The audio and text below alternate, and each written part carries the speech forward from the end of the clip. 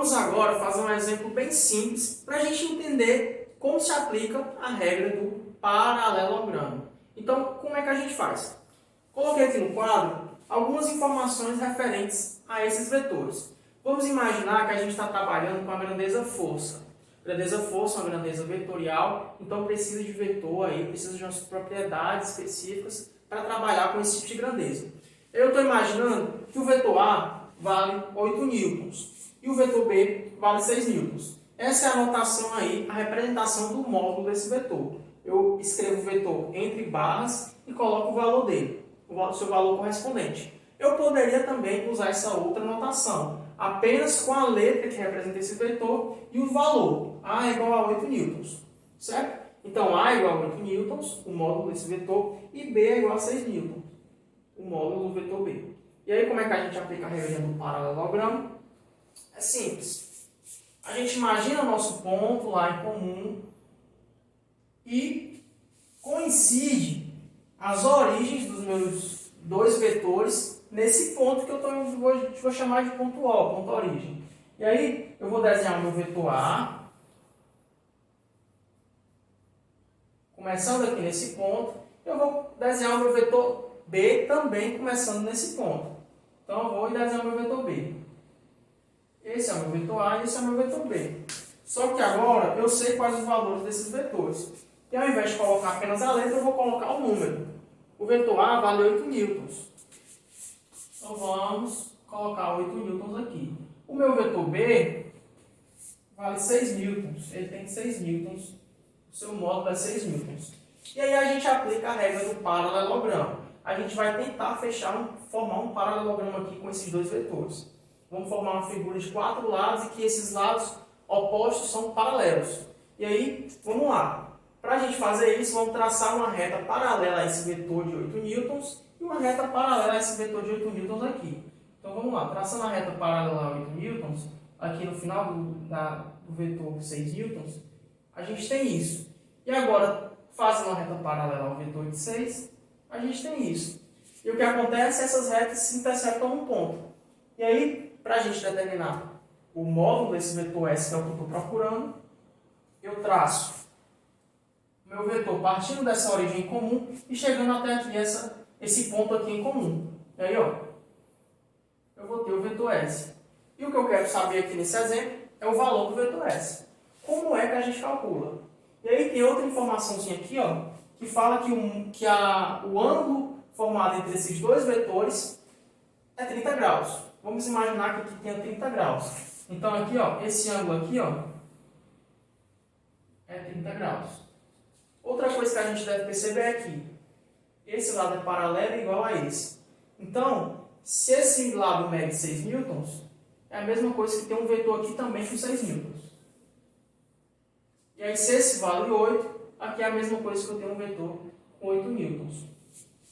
E aí a gente escolhe qual dos triângulos a gente vai usar, sabendo que tanto faz pegar um ou outro. A gente tem um triângulo de 6 newtons, 8 newtons e o valor S, que é o que a gente está procurando, e a gente tem um triângulo qualquer que pode aplicar a lei dos cossenos.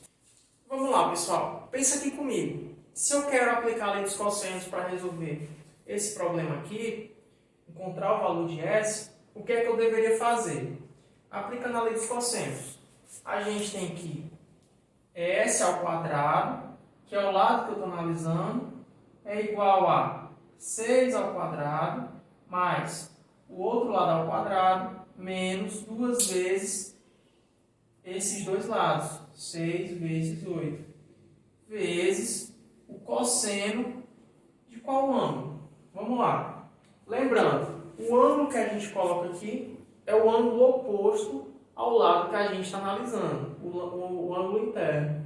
Então, se a gente está analisando o lado 6, está analisando o lado S, a gente tem que pegar esse ângulo aqui, ó. Esse ângulo técnico.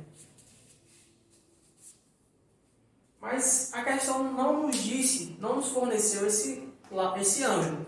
A gente precisa descobrir qual é esse ângulo. E aí vamos tentar analisar aqui. A gente só tem esse ângulo de 30 graus.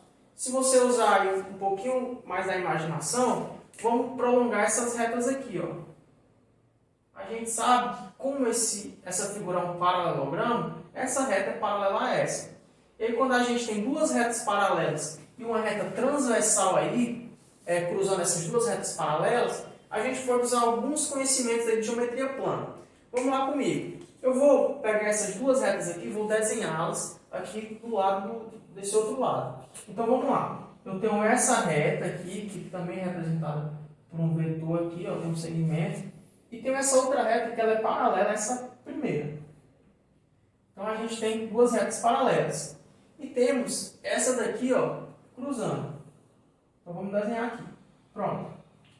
Se nós medirmos esse ângulo formado entre esses dois vetores, a gente sabe que é 30 graus. Que é a mesma coisa que a gente pegar o ângulo formado entre essas duas retas, que também vai ser 30 graus. E aí, o que eu estou interessado em saber é esse ângulo, que corresponde a esse ângulo aqui, ó. Lembrando lá, ângulos alternos internos. Então, ângulos alternos internos, por ângulos alternos internos, eu sei que esse ângulo aqui, ó, são alternos internos, ele mede 30 graus. Logo, eu determino esse ângulo aqui, θ, que eu estou analisando. Perceba, se eu medir aqui esse ângulo aqui, eu vou encontrar 180 graus.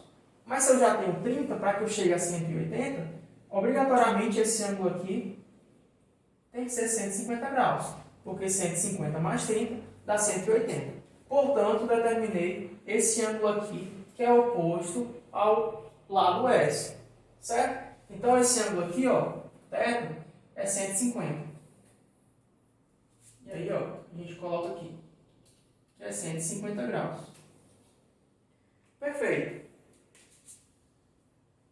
Mas existe um jeito mais simples, mais rápido de resolver isso, que seria usar também a lei dos cossenos, só que usando esse ângulo, invertendo o sinal aqui.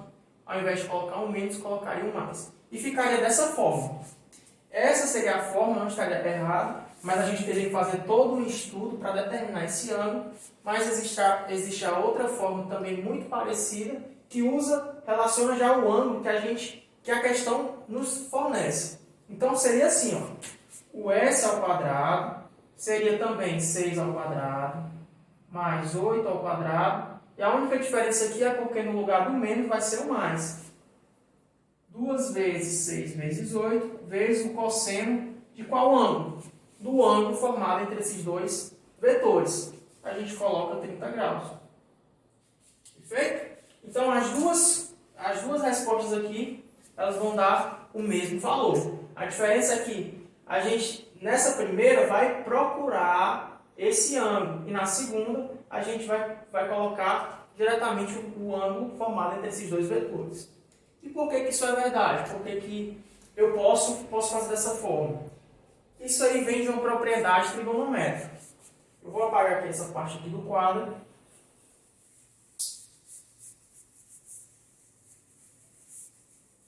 Perceba, eu estou analisando um ângulo de 150 graus e de 30. E aí, eu digo para você que esses dois ângulos, quando somados, eles dão 180 graus. Então, o que vai acontecer? Esse ângulo aqui, somado com esse aqui, que eu estou analisando, ele vai dar sempre 180 graus. E aí, eu vou dizer que um é o ângulo alfa, mais um ângulo beta, dando 180 graus. São ângulos suplementares. E aí, tem uma propriedade trigonométrica que nos diz o seguinte: quando dois ângulos somados dão 180 graus, ou seja, dois ângulos são suplementares, eu sei que o cosseno de cosseno de alfa, é simétrico ao cosseno de beta. O que é simétrico? É negativo, é o negativo do outro. Cosseno de beta. O que é que isso quer dizer? Ó, vai aparecer um sinal de menos. Então, o cosseno de 30 graus, por exemplo, é igual ao menos o cosseno de 150. E aí, é esse menos aqui, ó, que vai inverter esse valor. E vai inverter esse sinal. Então, quando a gente tem um cosseno, um valor negativo, quando a gente pegar negativo com negativo, vai dar algo positivo. E é por isso que a gente pode usar esse artifício aqui. Então, você vai ficar aí, vai ficar a seu critério decidir. Você quer usar a lei dos cossinos original ou você quer usar essa adaptação aqui usando essa propriedade. Essa de baixo aqui é mais simples. Você só vai ter que se atentar ao detalhe de que no lugar do valor negativo, no sinal negativo, vai ter um valor positivo e você pode colocar diretamente o ângulo entre esses dois vetores. Tranquilo? Então, é essa aí a propriedade que nos auxilia para resolver esses problemas. Tudo bem? Então, para a gente fechar o exemplo aí, basta a gente calcular o valor de S usando a lei dos cossenos. E aí, a opção mais interessante, lembre-se que essas duas opções aqui tratam-se do mesmo, da mesma lei, a lei dos cossenos. Só vai mudar esse sinal e aqui a gente vai usar o mesmo ângulo. Então, a segunda opção se torna mais interessante para a gente, já que a questão nos fornece esse valor e a gente já pode aplicar diretamente, sem precisar analisar qual é esse ângulo aqui, certo? Então, a gente aplica essa segunda opção desde que a gente entenda de onde ela vem. Entender que a lei dos cossenos original ela vem um menos e essa outra lei aqui aparece um mais por conta dessa propriedade aqui, certo? Dos ângulos suplementares. E aí, aplicando essa segunda expressão, aplicando a expressão 2, a gente tem tudo isso. Lembre-se também que esse valor S é ao quadrado, então por isso que aparece essa raiz. Nunca esqueça disso, tá bom? Então, se ele é ao quadrado, então a gente usa as propriedades de potenciação e radiciação aqui, então tira a raiz aqui desse lado e do outro, por isso que aparece essa raiz, e faz os cálculos, tudo bem? Então, se a gente fizer esses cálculos aí, a gente vai ter um valor de 13,5 newtons. Nunca esquecer a unidade, né, pessoal? 13,5 pode ser qualquer coisa. Então, é importante que a gente coloque a unidade. Tudo bem?